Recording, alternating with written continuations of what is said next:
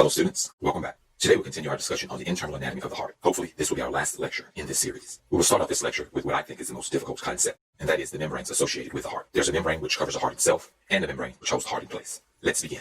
Let's zoom in on this area here. The membrane shown here is the membrane that is associated with the heart itself. This membrane actually touches the heart. This membrane is really just one of the layers of the major membrane. Let's show another component of that major membrane.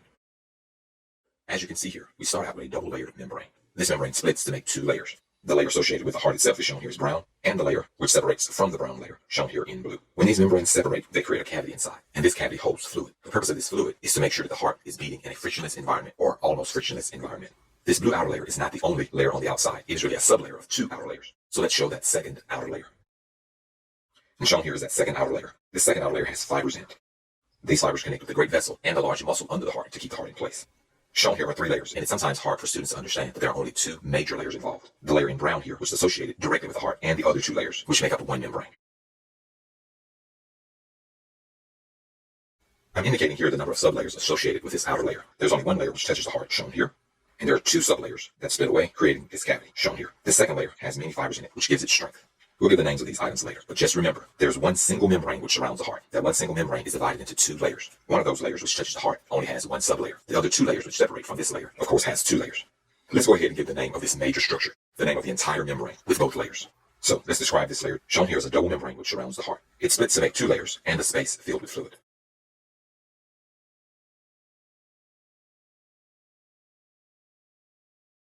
Shown here is our initial double membrane. As we can see here, this membrane splits to make two layers. The outer layer is further divided into two sublayers, the one on the inside which holds the liquid in, and the one on the outside which gives strength to the structure. The name of this membrane is the pericardium. The layer here is the inner layer of the pericardium, and it is in contact with the heart.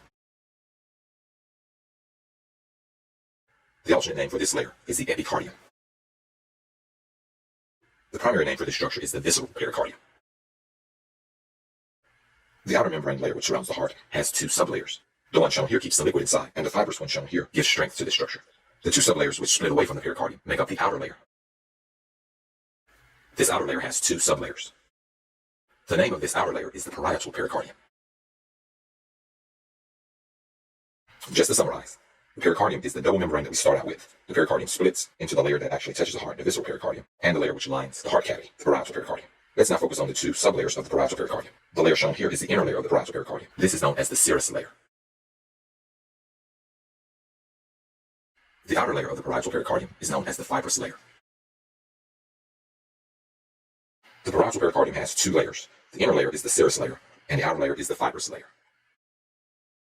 The structure here shown as purple is an endothelium membrane which lines all of the heart chambers and the blood vessels.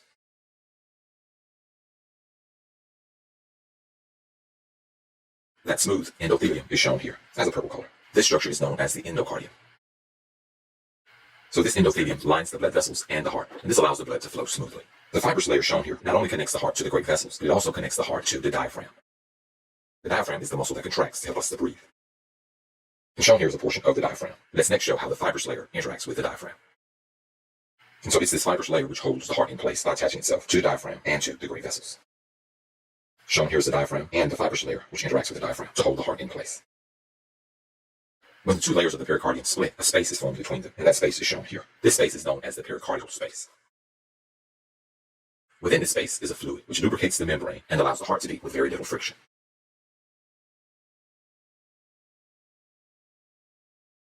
Let's show that fluid. The fluid is shown here as a green color. This fluid is known as the pericardial fluid. This pericardial fluid is responsible for keeping the membranes moist and the heart beating with very little friction. The yellow substance here on the outside of the heart is fat. And this is all we'll say about the membranes. There are a few other structures we'll need to identify. Within the atria, there are internal ridges of the myocardium.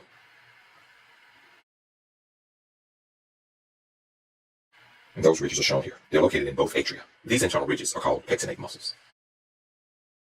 We also have internal ridges of ventricular myocardium. Shown here are the internal ridges of the ventricular myocardium. The ridges of the ventricular myocardium are shown here. These ridges have a strange name, so I'm going to spell them phonetically first, and then we'll give the proper spelling. They're known as trabeculae carnii. Trabeculae carnii. Trabeculae carnii. Trabeculae carnii. Now let's give the proper spelling. And the proper spelling is trabeculae carnii. There are two more items we need to identify. The first one is shown here. It is simply the muscle of the heart, which is the myocardium.